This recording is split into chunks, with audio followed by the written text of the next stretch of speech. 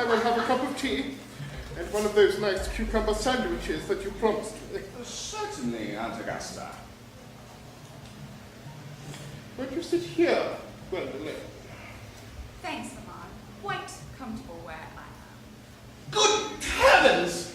Lane, why are there no cucumber sandwiches? I ordered them specially. There were no cucumbers in the market this morning. I went down twice. No cucumbers? Not even for ready money. Thank you, Lane. That will do. Thank you, sir. I'm greatly distressed, Aunt Augusta. There being no cucumbers, not even for ready money. It really makes no difference, Algernon. I had some crumpets with Lady Harbury, who seems to me to be living entirely for pleasure now. I hear her hair has turned quite gold from grief. It certainly has changed its colour. From what cause, I of course cannot say. Thank you. I have quite a treat for you tonight, Algernon. I am going to send you down with Mary Farquhar. She is such a nice lady and so attentive to her husband. It is a delight to watch them. I'm afraid, Aunt Augusta, I shall have to give up the pleasure of dining with you after all. I hope not. It would put my table completely out. Your uncle would have to dine upstairs. Fortunately, he is used to that. It is a great bore, and I need hardly say a terrible disappointment to me. But I've just had a telegram to say that my poor friend Bunbury is very ill again. And they seem to think I should be with him. It's very strange. This Mr. Bunbury seems to suffer from curiously bad health. Yes, Bunbury is a dreadful invalid. Well, I must say, Algernon, I think that it is high time that Mr. Bunbury made up his mind that he was going to live or to die. This shilly-shallying with the subject is absurd. Nor do I in any way approve of the modern sympathy with invalids. I consider it morbid. Illness is hardly a thing to be encouraged in others. Health is the primary duty in life. I'm always telling your uncle that, but he never seems to take any notice of me, as far as any improvement in his ailments goes. I should be much obliged if you would ask Mr. Bunbury, from me, not to have a relapse this Saturday, for I rely upon you to arrange my music for me.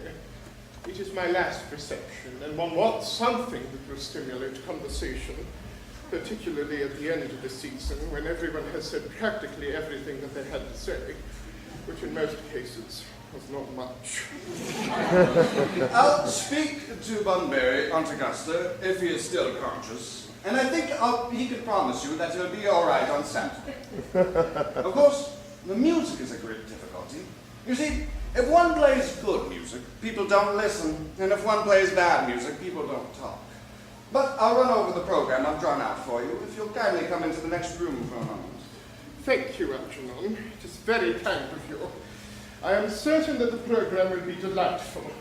After a few expurgations, of course. French songs I cannot possibly allow.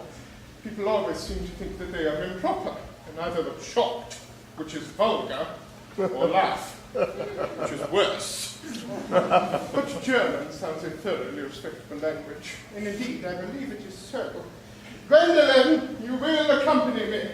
Certainly, Mama. Of course I'm not. French songs sound like animals in heat, Algernon.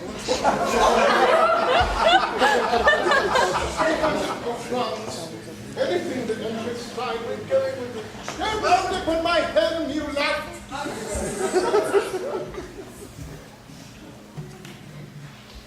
Charming day has been Miss Fairfax. Pray don't talk to me about the weather, Mr. Webb. Whenever people talk to me about the weather, I feel quite certain that they mean something else. And that makes me so nervous. I do mean something else. I thought so. In fact, I am never wrong. And I would like to be allowed to take advantage of Lady Bracken's temporary absence. I would certainly advise you to do so. Mamma has a way of coming back suddenly into a room that I have often had to speak to her about. Miss Fairfax, ever since I met you, I've admired you more than any other girl I've ever met since I met you. Yes, I'm quite aware of the fact. And I often wish that in public it would be more demonstrated. For me, you have always had an irresistible fascination. Even before I met you, I was far from indifferent. We live, as I hope you know, Mr. Welling, in an age of ideals. The fact is constantly mentioned in more expensive monthly magazines and has reached the provincial pulpits, I am told. And my ideal has always been to love someone with the name of Earnest. There is something in that name that inspires absolute confidence. The moment Algernon first mentioned to me that he had a friend called Earnest, I knew I was destined to love you. You really love me, Gwendolyn.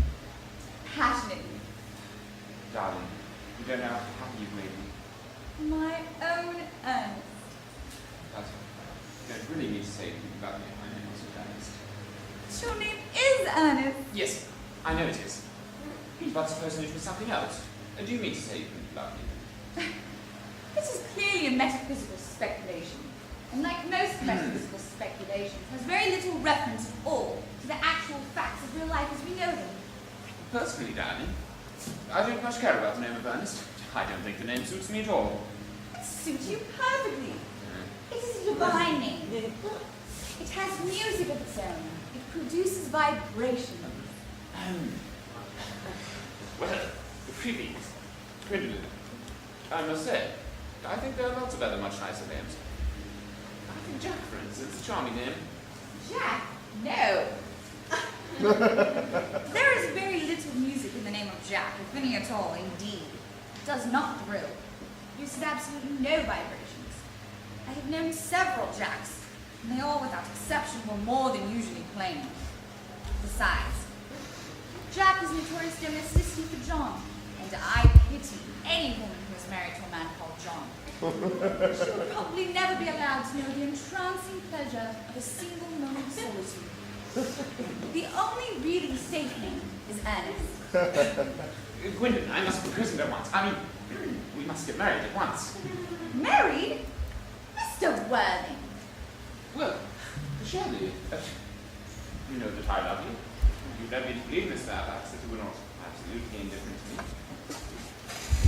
I adore you. But you haven't even proposed to me yet. Nothing has been said at all about marriage. The subject hasn't even been touched on. Well, I may have proposed to you now. I think it would be an admirable opportunity. And to spare you any possible disappointment beforehand, Mr. Welling, I think it's only fair to tell you quite frankly that I am fully determined to accept you. Yes, Mr. Welling? What have you got to say to me? You know what I've got to say to you. Yes, but you don't say it. Gwendolyn, will you marry me? Of course I will, darling. How long you have been about it. I'm afraid you have very little experience in how to propose. But my own one. I've never loved anyone in the world but you. Yes, but men often propose for practice. I know my brother Gerald does. All my daughters tell me so. What wonderfully blue eyes you have, Ernest. They are quite blue. But you will always look to me like that, especially when there are other people present. Mr. Worthing! Papa! Rise, sir, from this semi-recumbent posture. It is most indecorous. Mamma, I must beg you to retire. This is no place for you. Besides, Mr. Worthing is not quite finished yet. Finished what, may I ask? I am engaged to Mr. Worthing, Mamma. I beg your pardon, but you are nothing of the kind. When you do become engaged, I or your father, should his health permit him, will inform you of the fact. An engagement should come upon a young girl as a surprise, pleasant or unpleasant as the case may be. But it is hardly a matter that she could be allowed to arrange for herself. And now, I have a few questions to put to Mr. Worthing. While I'm making these inquiries, you, Gwendolyn, will wait for me below in the carriage. Mamma! In the carriage, Gwendolyn!